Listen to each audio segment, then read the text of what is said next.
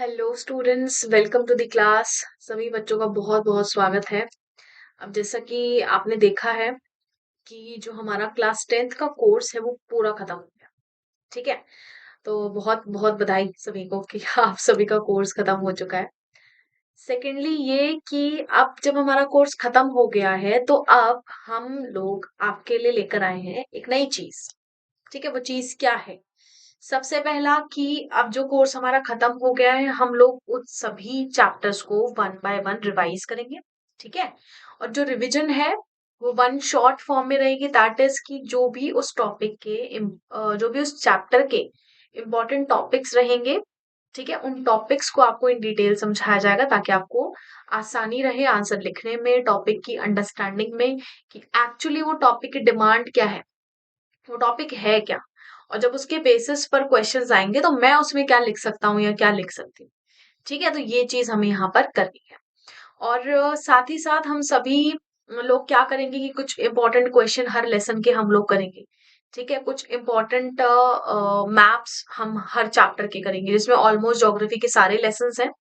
ठीक है, तो ये सभी बच्चे इस चीज का ध्यान रखें और ध्यान से सारी क्लासेस में कहती हूँ वापस से आपको अटेंड करनी है, क्योंकि अब आपका जो कोर्स है हमें फटाफट हम सब लोगों को उसको वापस से रिवाइज कर लेना है, ताकि जितनी भी चीजें छूट गई थी, रह गई थी, है ना, वो इन डिटेल आप पर्टिकुलर टॉपिक अब यहाँ पर आप लोग समझेंगे। तो इस चैप्टर के जो टॉपिक्स हैं वो जो मैंने कवर किए हैं, इसमें है सत्याग्रह, ठीक है, और खिलाफत मूवमेंट है, नॉन कॉरपोरेशन है, एंड हाँ, ये 3 टॉपिक्स हैं इसके अंदर जो कवर किए गए हैं। एक आधा शायद ऊपर नीचे एक्स्ट्रा होगा इसमें, तो वो हम देख लेंगे इसके अंदर। तो this is the video on lesson nationalism in India. ठीक है, वन शॉट है ये और इसमें टॉपिक एक्सप्लेन किए गए हैं। पूरा लेसन मैंने नहीं उठाया है क्योंकि लेसन उठा के कोई फायदा नहीं है। जो बेसिक जो मैक्सिमम क्वेश्चन आते हैं वो इन्हीं टॉपिक से आते हैं। ठीक है, इन लेटर वीडियो हम लोग क्या करेंगे कि जो इस लेसन से रिलेटेड जो इम्पोर्टेंट क्वेश्चन है जो बोर्ड्स में आए हैं वो भी हम उसकी भी एक वीडियो शेयर करेंगे आपको। तो सभी बच्चे उसे ध्यान से देखना, समझना और आंसर्स लिखने की कोशिश करना। वैसे मुझे किसी का कोई रिप्लाई, कोई मैसेज तो आता नहीं है क्योंकि हम लोग बड़े लापरवाह से हो गए हैं ना। बस वीडियो देख लेते हैं, ठीक है, नो क्वेश्चन, नो कमेंट, और कोई डाउट नहीं है, कोई कुछ नहीं है। होपफुली आप सभी बहुत इंटेलिजेंट हो गए हो। तो बहुत ही खुशी की बात है कि अगर हम सभी इस बच्चे इतने समझदार हो गए हैं कि अभी हमें डाउट ही नहीं आ रहा है, तो दैट इज गुड, है ना। अदरवाइज तो मुझे गुडनेस कुछ यहाँ दिख नहीं रही है। खैर, सभी को ऑल द बेस्ट आपकी पढ़ाई के लिए, आपके एग्जाम्स के लिए। ठीक है, सभी बच्चे ध्यान से पढ़ो, जितने मॉक क्वेश्चंस हो सकते हैं उतने ज्यादा सॉल्व करने की कोशिश करो। सिर्फ मैं एसएसटी की बात नहीं कर रही, मैं हर सब्जेक्ट के लिए बोल रही हूँ, जिसमें मेन जो सब्जेक्ट्स जो आप हर बच्चा कंसिडर करता है, ठीक है, जिसमें मैथ, साइंस और इंग्लिश हम लोग काउंट करते हैं, राइट। तो इन सब्जेक्ट्स को अच्छे से पढ़ो। एसएसटी भी मेन 4 सब्जेक्ट में काउंट होता है, राइट, हिंदी रह जाता है। तो खैर, सभी बच्चे बहुत अच्छे से पढ़ाई करें, ध्यान से पढ़ाई करें, पेपर बहुत पास में है। अभी हमारी रिवीजन क्लासेस स्टार्ट हो गई हैं तो सभी बच्चे इनको ध्यान से देखिए। कोई डाउट आता है, कोई प्रॉब्लम आती है तो पूछ सकते हैं, बिल्कुल अवेलेबल हूं मैं आप सभी के पास, और आप सभी के पास मेरा नंबर भी है ना। तो बस फिर कोई प्रॉब्लम ही नहीं है हम सभी को कि हम सभी मिल नहीं पाएंगे, बात नहीं कर पाएंगे। एवरीथिंग कैन बी पॉसिबल और हैपन। ठीक है, तो चलिए भाई शुरू करते हैं हमारा आज का topic. This is me, all you know. Telegram पे ज्वाइन कर सकते हो इस चैनल के साथ। ठीक है, तो सबसे पहला अपना टॉपिक, हाँ, खिलाफत रह गया था, राइट। तो सबसे पहला अपना टॉपिक है खिलाफत इशू। बहुत इंपॉर्टेंट है ये। ठीक है, ये इवन आप आगे जाते हो किसी एग्जाम की, कंपटीशन की तैयारी करते हो, तब भी खिलाफत इशू से बहुत सारे क्वेश्चंस पूछे जाते हैं, राइट। तो चलिए भाई शुरू करते हैं। अब खिलाफत इशू जो था, खिलाफत मूवमेंट जो था, वो कैसे मतलब आया, कैसे ओरिजिनेट हुआ, कैसे मतलब स्टार्ट हुआ, क्या प्रॉब्लम था यहाँ पर।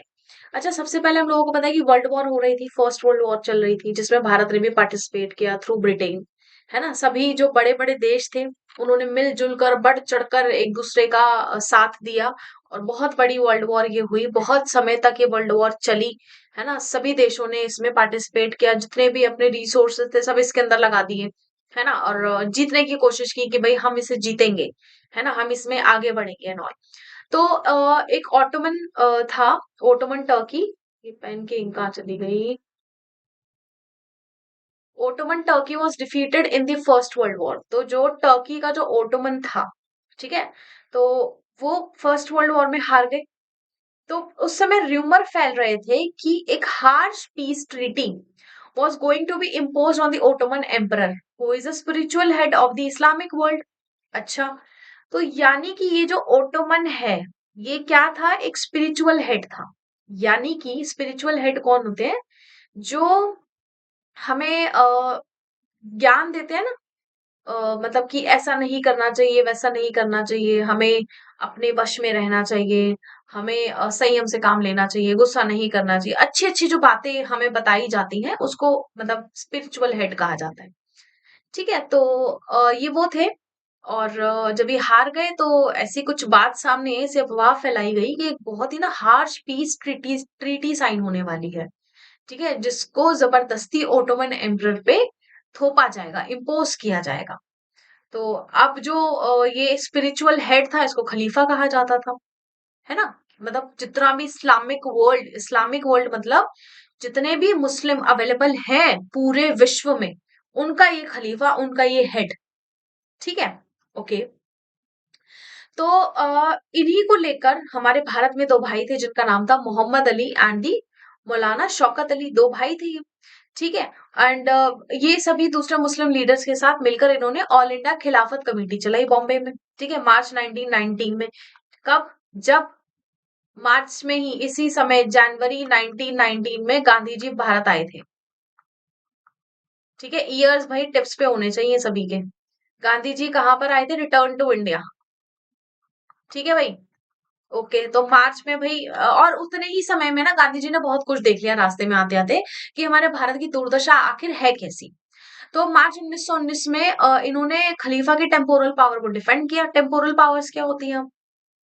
मतलब इट इज एन, क्या बोल सकते हैं कि आर्ट इन मेडिकल, जो मेडिकली लोगों को फिट कर सकते हैं। मतलब कुछ होता है ना, कुछ ऐसे मंत्र जाप होता है समथिंग, कुछ जो उसको क्या बोलते हैं, मुझे वर्ड याद नहीं आ रहा, मुस्लिम समथिंग कलमा एंड ऑल।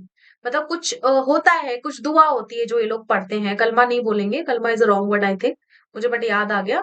एक दुआ होती है, ठीक है, जिसको मतलब पढ़ा जाता है, जिससे थोड़े से जो दर्द होता है, दुख होता है, थोड़ा सा कम हो जाता है। ओके।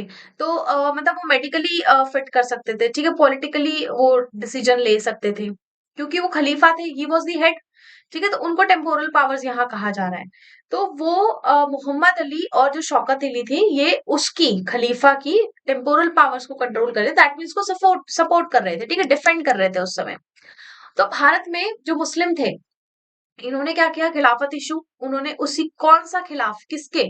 मतलब जो खलीफा थे, है ना, खलीफा के ऊपर जो एक ट्रीटी इम्पोज की जा रही थी, जो कि ऐसा नहीं था। तो ऐसा मान लिया गया कि उनके ऊपर एक ट्रीटी इम्पोज की जा रही है जबरदस्ती, तो वो उसके खिलाफ थे, इसीलिए खिलाफत मूवमेंट चलाया गया। अब कौन वो कर रहा था? ये जो ट्रीटी इम्पोज कौन कर रहा था? ब्रिटिशर्स कर रहे थे ऑब्वियसली, है ना। यूरोपियंस वर दी रूट, उन्हीं का रूल चल रहा था हर जगह, है ना। तो वही रूल बना रहे थे, वही रूल तोड़ रहे थे। तो ठीक है, फिर अब जब वहां ब्रिटिशर्स उनके ऊपर को कुछ चीज इम्पोज करने वाले, तो यहाँ जो भारत के मुस्लिम थे, जिसमें शौकत अली थे और जो मौलाना कौन थे? मोहम्मद अली, तो इन दोनों ने मिलकर मुस्लिम से ब्रिटिशर से डिमांड रखी, सब लोग मिलकर, कि भैया जो खिलाफत कंट्रोल है over Muslim sacred places should be retained, वो रहना चाहिए। हम नहीं चाहते कि जितने भी मुस्लिम सैक्रेड प्लेसेस हैं उनको तोड़ा जाए, उन्हें हटाया जाए, या उनके साथ कुछ ऐसी छेड़खानी की जाए कि मतलब जो हमारा धर्म है वो धर्म ना रह के मतलब कुछ बदल जाए। क्योंकि ब्रिटिशर्स यही कर रहे थे, इंडियंस के साथ यही कर रहे थे। इंडियंस, देखो इंडियंस तो ये सब मुस्लिम्स भी थे, लेकिन सब मंदिर वगैरह मतलब चेंज कर दिए गए, ये सब चीजें चल रही थी, जो मतलब रिलीजन था उसको चेंज करने की बात चल रही थी। पर ब्रिटिशर्स ने ऐसा नहीं किया, वो क्रिश्चियंस ने किया था। ठीक है, जो मिशनरी पर लोग आए थे वो ऐसा कर रहे थे। खैर, तो इन्होंने कहा कि भैया हमारा जो सैक्रेड प्लेसेस हैं उनको रिटेन रहने दो, जो खलीफा है वही, उसी का मतलब इसके ऊपर कंट्रोल रहेगा और कोई इसको कंट्रोल नहीं कर पाएगा। तो Khalifa should be left with the sufficient territory after territorial arrangement. और जो खलीफा है उसको मतलब जितनी भी सफिशिएंट टेरिटरीज है ना, उसके साथ उसको छोड़ना पड़ेगा। जब टेरिटोरियल अरेंजमेंट किया जाएगा ना, कि भाई भारत अलग हो रहा है और पाकिस्तान अलग हो रहा है, जैसा भी हिसाब किताब रहे आगे अकॉर्डिंगली, ठीक है। तो ठीक है, इन्होंने ये सब डिमांड्स रखी। फिर गांधी जी ने देखा कि ये ऐसा समय है कि इस समय मतलब ये एक अपॉर्चुनिटी है मेरे लिए, एक फायदा है कि यहाँ पर मैं मुस्लिम्स और हिंदूज को साथ में लेके आ सकता हूँ, इन्हें यूनाइट कर सकता हूँ, इनके अगेंस्ट एक स्ट्रगल मतलब क्रिएट कर सकते हैं कि मतलब कि जो हिंदू और जो मुस्लिम है, जो स्ट्रगल वो फेस कर रहे हैं उस समय, जो ब्रिटिश ऑपरेशन जो वो फेस कर रहे हैं, उसके खिलाफ क्यों ना कुछ चलाया जाए जिसे खिलाफत मूवमेंट कहा जाए, है ना? तो ये भाई इनको अपॉर्चुनिटी दिखी। अब गांधी जी क्या करते थे, अपॉर्चुनिटी देखते थे। ये हमेशा से चाहते थे कि सभी लोग, चाहे हिंदू है, मुस्लिम है, सिख है, ईसाई, कोई भी, सब लोग साथ रहे। मुझे किसी को अलग नहीं करना है, किसी को हटाना नहीं, है ना? तो ऑल्दो जो गांधी जी थे वो जो सत्याग्रह लॉन्च करने के फेवर में थे, non corporation against the government on the खिलाफत इशू, मतलब चलाने वाले थे ऐसा। तो कांग्रेस यूनाइट नहीं हुई थी इस बात के ऊपर, कोई पॉलिटिकल एक्शन वो नहीं लेना चाहती थी। तो कैलकाटा सेशन जब चल रहा था कांग्रेस का सितंबर 1920 में, कैलकाटा सेशन मतलब कलकत्ता में सेशन होते थे, मीटिंग्स वगैरह होती थी, उसको सेशन कहा जाता था। तो कांग्रेस के कई जगह पूरे भारत में कई जगह सेशंस हुए हैं, उसके कई सारे हेड्स बने हैं, कई सारे प्रेसिडेंट बने हैं। ठीक है, तो ये उन्हीं में से एक सेशन था 1920 में। तो उन्होंने कन्विंस किया that other leader of Congress they need to start a non cooperation movement in support of the खिलाफत। हमें खिलाफत मूवमेंट के सपोर्ट में नॉन कॉर्पोरेशन चलाना है, यानी कि एक मूवमेंट तो चल ही रही है तो चलेगा, उस मूवमेंट को बचाने के लिए मैं दूसरा मूवमेंट स्टार्ट कर दूंगा, ताकि वो मूवमेंट नहीं रुक पाए, क्योंकि जब दूसरा मूवमेंट स्टार्ट हो जाएगा तो अंग्रेज तो उसको रोकने आएंगे ना, उसको तो वो चलता रहेगा। ठीक है। तो Muslim League also decided to give full support to the Congress on this issue. भाई ठीक है, जब ऐसा हो रहा है, क्यों ना, जब हिंदू मुस्लिम सब साथ हैं तो क्यों ना हम भी सपोर्ट करें किसी बात को, है ना, किसी चीज को।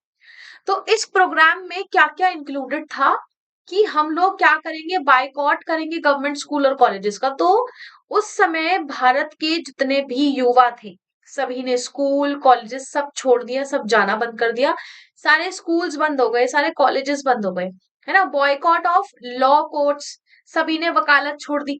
डिस्पेंशन ऑफ जस्टिस, ये भी छोड़ दिया कि हम जजेस नहीं बनेंगे। ठीक है, should be served through panchayat instead. अब पंचायत यहाँ पर चल रही है कि भाई हम पंचायत से काम कराएंगे, हम लोग कोर्ट में नहीं जाएंगे। बायकॉट ऑफ लेजिस्लेटिव काउंसिल्स, वो भी छोड़ दी। Were some of the differences over this as some leaders like C R Das were not willing to include a boycott of council. अब सी आर दास जो थे उन्होंने मना कर दिया, भाई मैं ये बायकॉट बायकॉट नहीं करूंगा, ठीक है, मैं इसी में काम कर रहा हूँ, मैं तुम्हारे साथ नहीं। कुछ डिफरेंसेस होते हैं ना, कुछ सोच का मतभेद होता है कि ठीक है मैं तुम्हारी बात नहीं मान रहा। और गांधी जी के साथ सबके मतभेद थे एक्चुअली, क्योंकि जो उनके थॉट्स थे और बाकी लोगों के थॉट्स बहुत अलग थे। जैसा गांधी जी सोचते थे वैसा शायद और लोग नहीं सोच पाते थे। सबके आप देखो अपने अपने ओपिनियंस होते हैं, हम किसी के साथ जबरदस्ती नहीं कर सकते कि भाई मैं ये सोच रहा हूँ तो तुझे भी यही सोचना पड़ेगा, ऐसा नहीं होता। ठीक है, तो बहुत सारे लोगों ने ज्वाइन किया बट सी आर दास ने ज्वाइन नहीं किया। अब यहाँ पर बायकॉट किया गया, यानी कि बहिष्कार किया गया। किसका बहिष्कार किया गया, फॉरेन क्लोथ का, खादी का यूज किया गया, भैया खुद से खादी बनाओ इसी को पहनो। प्रैक्टिस किया गया hand spinning to be done, कि भैया हैंड स्पिनिंग ही करेंगे। और पहले हम ऑलरेडी हैंड स्पिनिंग ही तो कर रहे थे, है ना। जरूरी थोड़ी है कि गांधी जी के आने के बाद हमने हैंड स्पिनिंग स्टार्ट किया, नहीं, ये बिल्कुल भी सही नहीं है। हम इससे पहले ऑलरेडी ऑलरेडी कई सालों पहले हम लोग हैंड स्पिनिंग कर रहे थे, लेकिन अंग्रेजों की वजह से हमें हैंड स्पिनिंग बंद करनी पड़ी, हैंडलूम्स बंद करनी पड़ी, क्योंकि उन्होंने अपनी फैक्ट्रीज खोल ली थी, अपनी इंडस्ट्री खोल ली थी, ताकि इंडिया से कोई काम ना हो सके। ठीक है, तो that was not the first time कि जब हैंड स्पिनिंग स्टार्ट हुई। हैंड स्पिनिंग हमेशा से चल रही थी, इवन शुरू से चल रही थी। तो renunciation of the government honours and title जो भी हमें दिए गए, जैसे गांधी जी को टाइटल मिल रहा था और भी कई लोग थे उनको कुछ टाइटल और कुछ ऑनर मिले हुए थे, तो हमने उनका त्याग कर दिया, हम नहीं ले रहे। Second phase could include mass civil disobedience, including resignation from government services and non-payment of the taxes। तो हमने क्या किया कि भाई हम लोग मतलब मास मतलब बहुत सारे लोगों ने बढ़ चढ़कर सिविल डिसोबीडियंस यानी चीजों को मानने से मना कर दिया, जिसमें क्या था कि भाई ये जो तुमने हमें सर्विसेज दी हैं, सरकारी नौकरियां जो दी हैं और जिससे आप लोग हमसे खूब काम करवाते हो, तो हम उनको रेजिग्नेट करते हैं, हम उनको छोड़ रहे हैं। ठीक है, और हम टैक्स की पेमेंट नहीं करेंगे, अब तुम अपने आप टैक्स भर लो। ठीक है, तो यहाँ पर लोग काफी वो हो गए थे, हार्श हो गए थे। ठीक है, अब ये तो हमारा खिलाफत मूवमेंट था। अब हमारा नेक्स्ट टॉपिक है दैट इज नॉन कॉर्पोरेशन, कि नॉन कॉर्पोरेशन क्यों किया गया। ठीक है, देखते हैं। जब रॉलेट एक्ट आया ऑफ 1919, है ना, जलियांवाला बाग मैसेकर हुआ था। जलियांवाला बाग मैसेकर मेरे ख्याल से सबको पता होगा, 1919 अप्रैल में, है ना। इस समय क्या हुआ था कि सभी लोग बैसाखी सेलिब्रेट करने के लिए इकट्ठा हुए थे जलियांवाला बाग में, और फिर जनरल डायर आए और उन्होंने बड़े ही मतलब निर्दयी तरीके से वहां पर जो गोलियां चलाई, और उसमें सभी बच्चे थे, बूढ़े थे, जवान थे, औरतें थी, ठीक है। और वहां पे एक सिर्फ सिंगल एंट्री और एग्जिट गेट था, उस गेट को बंद करवा दिया गया और फिर वहां पर फायरिंग करवाई गई और सभी लोग मर गए थे, मारे गए थे एक्चुअली। और वहां पर एक कुआं था, तो जो फीमेल्स थी, बच्चे थे, वो उस कुएं में गिर गिर के मर रहे थे, ठीक है। तो मतलब नेचुरली मतलब डेथ नहीं थी, बट देवर सुसाइड, कि हम इनके हाथों नहीं मरना चाहते, राइट, क्योंकि उस समय जो ट्रीटमेंट था for women was not so good. तो after the limitation of the Rowlatt satyagraha, जो गांधी जी थे उन्हें ये लगा कि उनको लॉन्च करना चाहिए more broad base movement in India, ठीक है, बाय ब्रिंगिंग हिंदू और मुस्लिम टुगेदर, कि हम सभी व्यक्तियों को, सभी सिटीजन जो है, सभी नागरिक हैं, सबको साथ लाना है ना। तो खिलाफत issue was one such movement, ये ऑलरेडी चल रहा था। तो इसके साथ गांधी जी ने क्या किया, दे यूनिफाई हिंदू और Muslim together under a united struggle against British. और फिर उन्होंने स्टार्ट किया नॉन कॉर्पोरेशन मूवमेंट, यानी कि हम अंग्रेजों के साथ कॉर्पोरेट नहीं करेंगे, कॉर्पोरेट नहीं करेंगे, हम उनकी कोई भी बात नहीं मानेंगे, ठीक है। तो इसको नॉन कॉर्पोरेशन मूवमेंट कहा गया। अब नॉन कॉर्पोरेशन मूवमेंट जब आगे चला, तो यहाँ पर जो महात्मा गांधी थे, इनकी बुक थी हिंद स्वराज, 1909 में इन्होंने लिखी थी। तो उन्होंने इसमें डिक्लेयर किया कि जो ब्रिटिश रूल था वो establish in India with the cooperation of Indian, obviously जब इंडियंस ने कॉपरेट किया तभी तो ये जो रूल था स्टेब्लिश हुआ। लोगों ने इनके साथ ट्रेड किया, लोगों ने इनके साथ व्यापार किया, ठीक है, इनको हॉस्पिटलाइज मतलब इनकी हॉस्पिटलिटी की काफी। हॉस्पिटलिटी क्या होती है, मतलब मेहमान नवाजी समथिंग, ठीक है। तो had survived only because of this cooperation, तो इसलिए अब हम नो कॉपरेट करेंगे ही नहीं, ठीक है। तो अब इंडियन क्या करेंगे, रिफ्यूज कर देंगे कॉपरेट करने से, British rule in India would collapse. अगर हम ऐसा करेंगे तो जो ब्रिटिश रूल है भारत में वो कोलैप्स हो जाएगा एक ही साल में, और फिर हमें स्वराज मिल जाएगा। पर ये इतना आसान नहीं था, क्योंकि ब्रिटिशर्स को ऑलरेडी आइडिया था कि ये लोग क्या करने वाले हैं, क्या करेंगे, ठीक है। तो they were already prepare themselves कि ठीक है ऐसा होगा, है ना। जब कोई लीडर आता है तो क्या होता है कि लीडर के पीछे पब्लिक तो आती है कि हाँ ये सही कह रहा है, बट उसको रिटेन करने की जो क्षमता होती है वो शायद सब में नहीं होती, है ना। दस the main motive behind the movement of non corporation क्या था, सेल्फ गवर्नेंस, हमें क्या चाहिए था, स्वराज, और ऑब्टेनिंग फुल इंडिपेंडेंस या फिर पूर्ण स्वराज, दोनों में से कोई भी दे दो। दोनों का मतलब ही आजादी है कि हमारी सरकार चलेगी, स्वराज मतलब अपनी सरकार, सेल्फ गवर्नेंस, हम तुम्हारे से काम ही नहीं कराएंगे, ठीक है।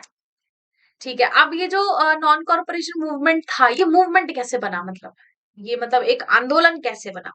तो Gandhi ji propose that the movement should unfold in stages, उसको स्टेजेस में हम लोग डिवाइड कर देते हैं, और should begin with the surrender of title, हम टाइटल सरेंडर करते हैं, जैसे कि मैं बताया कि भाई तुम्हें मेजर मिला है, तुम्हें कर्नल मिला है, तो उनको टाइटल्स कहा जाता है, तो वो सरेंडर करती है, हम नहीं ले रहे। जो अवार्ड मिले थे वो सरेंडर करती है, हम नहीं ले रहे। सिविल सर्विसेज को हमने क्या कर दिया, हमने बायकॉट कर दिया कि हम बहिष्कार करते हैं। आर्मी का, पुलिस का, कोर्ट्स का, स्कूल, फॉरेन गुड्स, सब चीजें हमने क्या कर दी, बहिष्कृत कर दी। अब इन केस जो गवर्नमेंट है use the repression, a full civil disobedience campaign would be launched. अब गवर्नमेंट ने क्या करा, अगर गवर्नमेंट हमें रिप्रेस करने की कोशिश करेगी, सप्रेस करने की कोशिश करेगी, तो हम फुल कैंपेन चलाएंगे पूरे भारत में सिविल डिसोबीडियंस का, कि हम तुम्हारी बात नहीं मान रहे हैं। अब जब समर चल रहे थे 1920 के, गर्मियां थी, Gandhi ji accompanied by the Ali brother, इनके साथ मिले, undertook the nation wide tour, mobilise किया पॉपुलर सपोर्ट को, इस पॉपुलर मूवमेंट को, ठीक है, और लोगों ने इसको काफी सपोर्ट किया, लोग इसके साथ आ रहे थे, मिल रहे थे, चल रहे थे। मैनी विद इन जो कांग्रेस थे वो कंसर्न थे अबाउट दी प्रपोजल्स की, मतलब जो भी प्रपोजल्स दिए गए हैं या जो उन्हें बोले गए हैं वो पूरे होंगे या नहीं।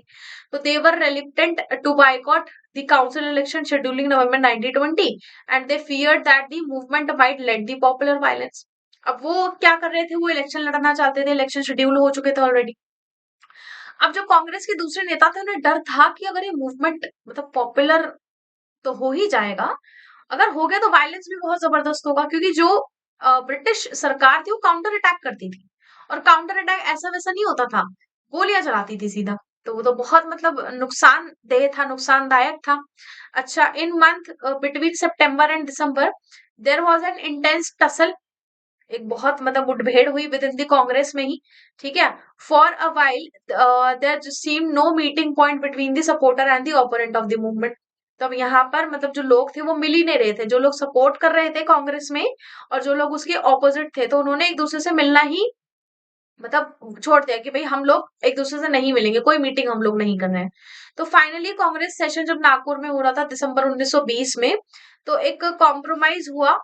ठीक है, जिसमें नॉन कॉरपोरेशन जो प्रोग्राम था उसको अडॉप्ट किया गया कि भाई सभी लोगों को जो नॉन कॉरपोरेशन मूवमेंट है वो अडॉप्ट करना ही पड़ेगा, क्योंकि अगर हम ऐसा नहीं करेंगे, मान लीजिए अगर एक भी नेता ऐसा करने से मना कर देता है, तो जो ब्रिटिश सरकार थी वो उसको अपने साइड कर लेती थी। ठीक है, और अपनी साइड करके उसका यूज करके उसको साइड कर देती थी, या जो भी मतलब कॉन्सिक्वेंसेस होते थे वो पर्सन फेस करता था। ठीक है, बट प्रॉब्लम किसको होती थी, मतलब इंडियंस को होती थी, और जो ब्रिटिशर्स होते थे वो हमेशा जीत जाते थे। तो ऐसा ही मतलब होने वाला था, बट इन्होंने ऐसा नहीं होने दिया। देन अब हम बात करते हैं यहाँ पर सत्याग्रह की। ठीक है, तो दैट मीन्स अगर देखा जाए तो ऑल इन ऑल जो प्रोग्राम था सिविल डिसोबीडियंस का, नॉन कॉरपोरेशन का, वो सक्सेसफुल रहा और सभी ने उसको माना। अब हम बात करते हैं सत्याग्रह की। ठीक है, जब इंडिया फेस कर रहा था great hardship created due to the first world war, मतलब हार्डशिप यहाँ चल रही थी क्या कि सभी लोगों को, पहली बात तो जो गांधी जी थे उन्होंने कहा कि एक काम करते हैं हम सभी लोग ना जो ब्रिटिशर्स हैं उनके साथ उनकी हेल्प करते हैं कि हम अपने सिपाही भेजते हैं इंडियंस के, और अगर हम शायद ऐसा करेंगे, हम हेल्प करेंगे, तो क्या होगा कि जो ब्रिटिशर्स हैं वो खुश हो जाएंगे और हमें स्वराज दे देंगे। आपको लगता है ऐसा कि ब्रिटिशर्स इतनी सी बात से खुश हो जाएंगे और आपको स्वराज दे देंगे, मतलब ऐसे ये लो ले लो गिफ्ट दान में? बिल्कुल भी नहीं हुआ। ठीक है, तो ये सबसे बड़ा मतलब बैकफायर था, ये बहुत बुरी चीज थी कि अपने इतने सारे सैनिक खोने के बाद, इतने सारे सैनिक जाने के बाद भी हम लोगों को स्वराज नहीं मिला। अच्छा, एक नया लीडर यहाँ पर आए, महात्मा गांधी। ठीक है, जिन्होंने कई नए नए मोड ऑफ स्ट्रगल यहाँ पे इंट्रोड्यूस किए, सजेस्ट किए, और लोगों ने उनको माना भी। ठीक है, वो 1915 में आए। 1915 में आए थे वो जनवरी में, और फ्रॉम साउथ अफ्रीका से, वहां से वो क्या वकालत की पढ़ाई करके आए थे, और successfully for the racist regime with the noble method of mass agitation which is called satyagraha. मतलब ये एक नॉवल मेथड है। ठीक है, कि सभी लोग साथ मिलकर, बहुत सारे लोग जब साथ मिल जाते हैं और अपना जो आक्रोश है, अपना जो गुस्सा है जब वो दिखाते हैं, तो उसको सत्याग्रह कहा जाता है, किसी सही बात पर। ठीक है, अब आइडिया मतलब ये सत्याग्रह का आइडिया आया कैसे? सत्या दो शब्दों से बना है। सत्या मतलब सच, और आग्रह मतलब होल्डिंग फॉर्मली टू, कि मतलब मैंने इसको कस के पकड़ा हुआ है, कि मैंने सच को पकड़ के खड़ा हूं। ठीक है, तो आइडिया ऑफ सत्याग्रह एम्फेसाइज करता है the power of truth and need of search for truth, कि मतलब यहाँ पर सच की क्या शक्ति है, क्या पावर है, और हमें जरूरत है सच को ढूंढने की।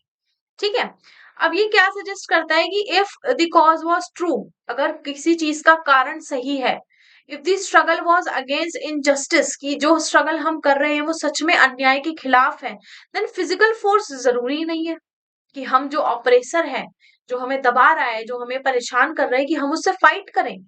है ना, बिना किसी के, आप वो समझ जाएगा, विदाउट सीकिंग द वेगनेंस और बीइंग अग्रेसिव।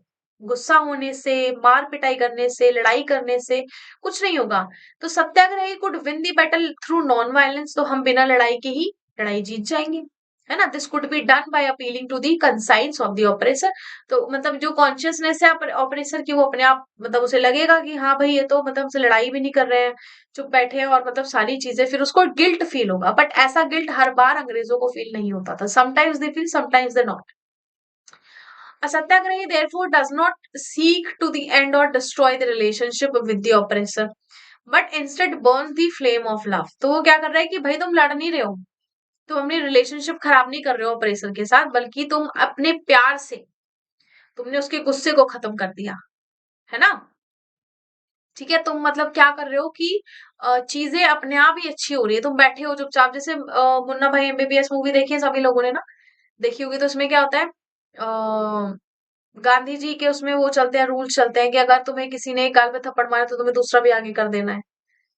है ना? तो मतलब तुम दोनों गालों पे थप्पड़ खा लो। तो यही चीज यहाँ पर बताई गई है कि you have to be patient, ठीक है, आपको अग्रेसिव नहीं होना है। People including oppressor had to be persuaded to see the truth and instead of being forced to accept truth through the use of violence. तो कह रहे हैं कि आपको यहाँ पर जो सच है ना, उसको बिना लड़े आपको उसे दिखाना है कि सच यही है ना? झूठ की लेयर्स काफी सारी होती है बट सच कभी भी नहीं छुप सकता। तो बट आपको बिना वायलेंस के दिखाना है, बिना लड़ाई के दिखाना है। तो बाय दिस स्ट्रगल जो ट्रूथ था was bound to ultimately triumph, वो जीत गया, है ना? Mahatma Gandhi believe that this dharna of non violence could unite all Indians. तो ये जो नॉन वायलेंस का धरना है, ठीक है, ये जो हम रैली निकाल रहे हैं, ये पूरे इंडियंस को, सभी इंडियंस को, सभी भारतीय लोगों को ये यूनाइट करती है ना? उनमें एक भावना जगाती है कि हम सभी एक हैं, और अगर हम सभी मिलकर ऐसा करेंगे तो ये जो अंग्रेज हैं जल्दी से जल्दी यहाँ से जा सकते हैं। इंडिया में आने के बाद जो महात्मा गांधी थे सक्सेसफुली ऑर्गेनाइज किया सत्याग्रह मूवमेंट कई जगह पर, 3 जगह पर किया था मेनली। सबसे पहला 1917 चंपारण बिहार में, ठीक है, to inspire the peasant to struggle against the oppressive plantation system, क्योंकि अंग्रेजों ने इनको ओपियम ग्रो करने के लिए कहा था, ठीक है, इनको टी ग्रो करने के लिए कहा था, इंडिगो ग्रो करने के लिए कहा था। तो ऑल दीज आर प्लांटेशन, ठीक है, क्योंकि इन्होंने अपनी फसल छोड़ के इन सबको उगाना शुरू किया। फिर 1917 में उन्होंने सत्याग्रह ऑर्गेनाइज किया, कहाँ पर? To support the peasant of Kheda में किया था, गुजरात में। फिर 1918 में इन्होंने किया अहमदाबाद में, वहां पर कॉटन मिल वर्कर के सपोर्ट में किया था कि उनकी जो सैलरी थी वो नहीं बढ़ रही थी, तो इसलिए उन्होंने वहां पर भी सत्याग्रह किया। तो ये 3 जगह मेन सत्याग्रह हुआ था। सबसे पहला चंपारण, अ, फिर कहाँ पर? खेड़ा में और अहमदाबाद में, ठीक है। बिहार, गुजरात एंड अगेन गुजरात, तो गुजरात में 2 हुए थे, ठीक है। तो ये 3 मेन सत्याग्रह यहाँ पर रहे। अब जो इंडिगो फार्मर्स थे चंपारण के, वहां क्या हुआ था, क्यों यहाँ पर सत्याग्रह किया गया? मैंने बताया कि भी कैश क्रॉप्स 1917 की बात है, तो इनको फोर्स किया गया था कि भाई तुम कैश क्रॉप्स उगाओगे जैसे इंडिगो। तो फार्मर प्रोटेस्ट कर रहे थे अगेंस्ट हैविंग दी, जो ग्रो कर रहे थे इंडिगो, क्योंकि वो परमानेंट नहीं था, वो कुछ टाइम के लिए उगाना है। अब अंग्रेज हमेशा के लिए तो नहीं रहेंगे ना, बट हमारी जो जमीनें हैं वो खराब हो जाएगी। तो Gandhi led organise protest to and strike. Soon जो चंपारण अग्रेरियन बिल था वो पास हुआ, और जो प्लांटेशन सिस्टम था उसको अबॉलिश कर दिया गया, और जो भी प्रॉब्लम थी उसको कंपनसेट किया गया कि भाई तुम लोगों को समस्या हुई है, प्रॉब्लम हुई है, तुम्हारी फसलें खराब हुई हैं, तुम्हारी जमीन खराब हुई है, तो you have to be compensated, ठीक है। तो इसलिए यहाँ पर सत्याग्रह किया गया। तो this is all about the satyagraha, ठीक है। यहाँ पर हमने 3 मेन बड़े टॉपिक किए, खिलाफत किया, सत्याग्रह किया, नॉन कॉर्पोरेशन किया। सत्याग्रह 3 जगह होता, नॉन कॉर्पोरेशन हुआ था, और खिलाफत, ठीक है। होपफुली आप बच्चों को ये टॉपिक तीनों अच्छे से समझ आए होंगे। जो मेन क्वेश्चंस होते हैं वो इन्हीं में से आते हैं, ठीक है। नेक्स्ट चैप्टर हम लोग कवर करेंगे, और नेक्स्ट चैप्टर में भी जितने भी इंपॉर्टेंट टॉपिक रहेंगे चैप्टर के, उनके क्वेश्चंस का हम अलग से वीडियो बनाएंगे, तो ध्यान से देखिएगा, समझिएगा। और कोई भी ऐसा टॉपिक है कि भाई मैम ये वाला टॉपिक नहीं आ रहा समझ में, मैम ये वाला टॉपिक नहीं है, तो you can directly contact me, ठीक है। Thank you so much for watching this lecture. Bye bye, और like, subscribe and share as usual, ठीक है। चलिए मिलते हैं नेक्स्ट क्लास में।